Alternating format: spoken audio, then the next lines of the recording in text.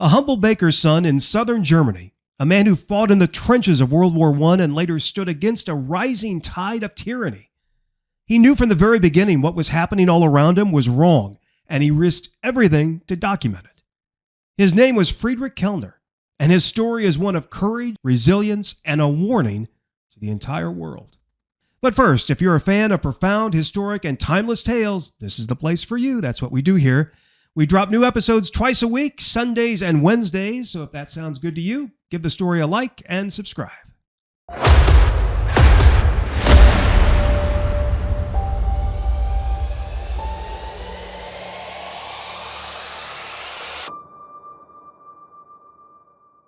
It begins in a quiet town on the Enns River in southern Germany. Friedrich Kellner was born in 1885. His father was a successful baker, and along with his loving mother, the Kellner family could trace its roots back to the time of the Protestant Reformation, when Martin Luther was preaching all across Germany. They were very proud evangelical Lutherans.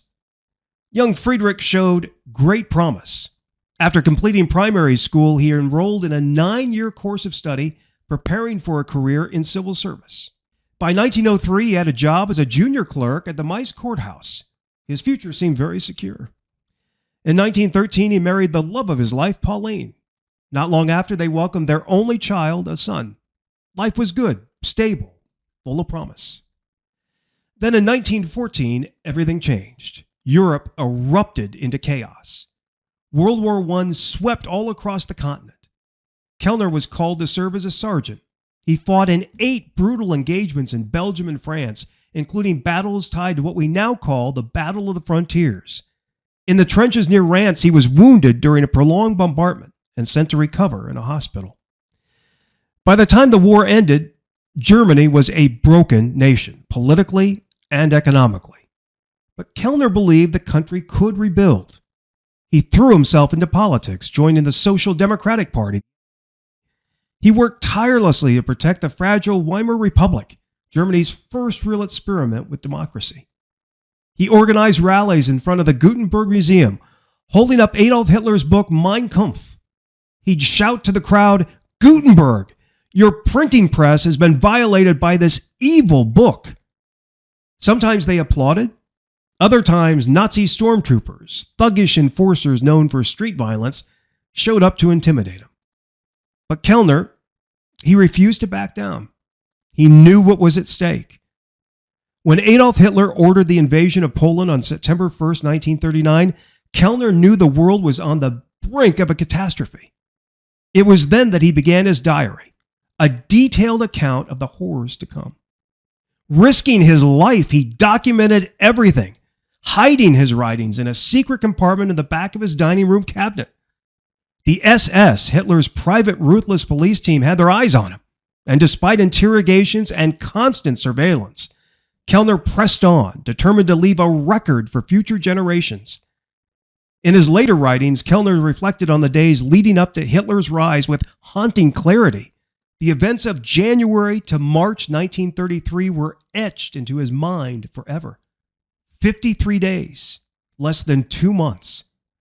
That's how long it took for a republic to crumble and a dictatorship determined to enslave the world to rise. When Hitler was chosen as chancellor on January 30th, 1933, triggering the 53-day countdown, it seemed at first like just another political maneuver. The announcement on the radio was dry and bureaucratic. Most Germans barely noticed. But Kellner knew it was something far more dangerous. He had read Mein Kampf.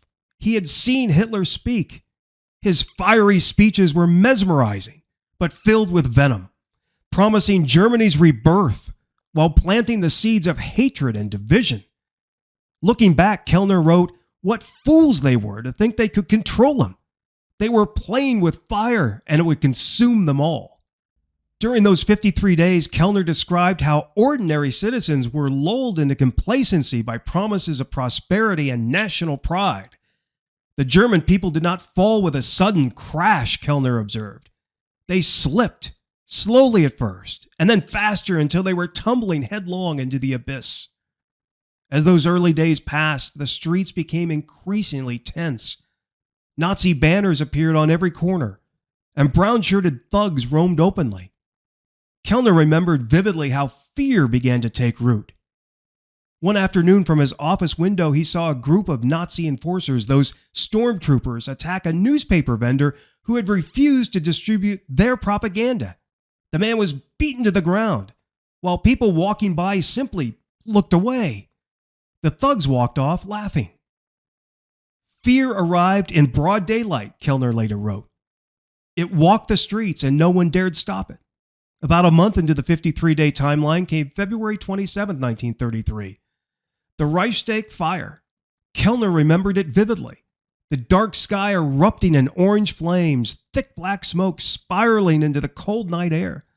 The smell of burning wood and stone filled the streets. The crowd that gathered outside stood in stunned silence, broken only by murmurs and the distant crackling of the inferno. By morning, the official story had spread like wildfire. Communists had set the blaze, they said. But Kellner knew it was a lie. In hindsight, he recognized it as a deliberate, calculated act, a pretext for Hitler to crush all opposition. The next day, civil liberties vanished. Freedom of speech? Gone. Freedom of the press? Gone. Freedom to assemble? Gone. It was no longer a matter of disagreement or debate. To speak out against the regime, to criticize politicians or question the actions of the state, that was no longer an act of bravery. It was an act that could cost you your life. Everywhere, people began to censor themselves, their voices replaced by whispers behind closed doors. Newspapers became mere mouthpieces for propaganda. Ordinary Germans learned very quickly that even an offhand comment could lead to interrogation, imprisonment, or worse. Fear silenced all but the most reckless. Germany had lost its voice, Kellner wrote. We became prisoners in our own country, where words could kill. The countdown to the end of the Republic was speeding to its conclusion. Election Day on March 12, 1933 brought a sliver of hope. Despite widespread intimidation, the Nazis failed to secure a majority, winning only 44% of the vote. Kellner remembered clinging to that number, thinking perhaps the tide could still be turned. But it wasn't enough. Less than 2 weeks later, on March 23, 1933, the Reichstag passed the Enabling Act, giving Adolf Hitler full power to rule by decree. Democracy was dead. The Republic had fallen. Armed SS officers stood guard at every entrance of the parliament that day, ensuring the outcome. And then life changed quickly, completely, and without mercy.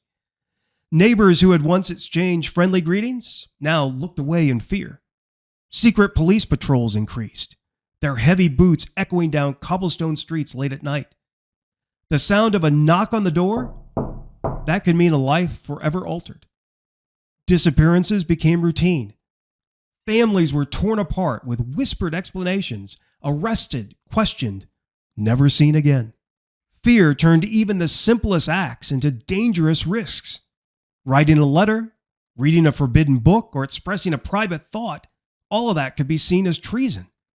The invisible web of surveillance tightened around everyone, suffocating all but the most loyal followers of the new regime.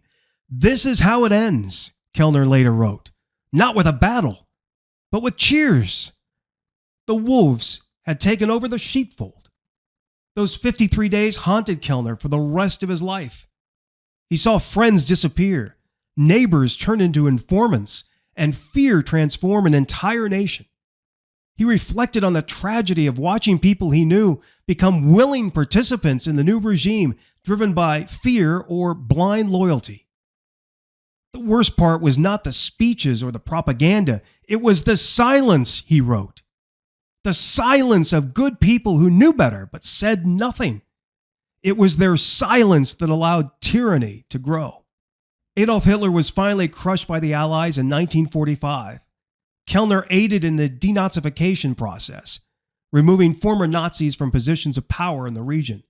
His last entry in the volumes of diaries he had kept read, "If now, after the collapse, should any of these lackeys of Adolf Hitler have the insolence to claim they were merely harmless onlookers, let them feel the scourge of avenging mankind. Whoever cries about having lost the Nazi system or wants to resurrect it is to be treated as a lunatic. In 1968, after decades of hiding his diary, the now 83-year-old Kellner handed it to his American grandson, Robert Scott Kellner. The 10 notebooks, written in Old German script, contain the full record of his experience under the Nazi rule. Robert devoted years to transcribing and translating the diaries, determined to bring his grandfather's words to light. But publishers were very hesitant. The project seemed too massive, too dark. But in 2005, former U.S. President George H.W. Bush, a World War II combat pilot, helped bring the diary into the spotlight. He arranged for it to be exhibited at his presidential library, introducing my opposition to a global audience and ensuring that Kellner's voice and his warning would never be forgotten. Kellner's courage in documenting the unthinkable is a reminder of his chilling observation. Democracies don't fall with a sudden crash. They erode, bit by bit, until they are simply gone. New Heath Story episodes drop twice a week only on the Jim Heath channel. If you'd like to help keep Heath Story going, consider supporting us on Patreon.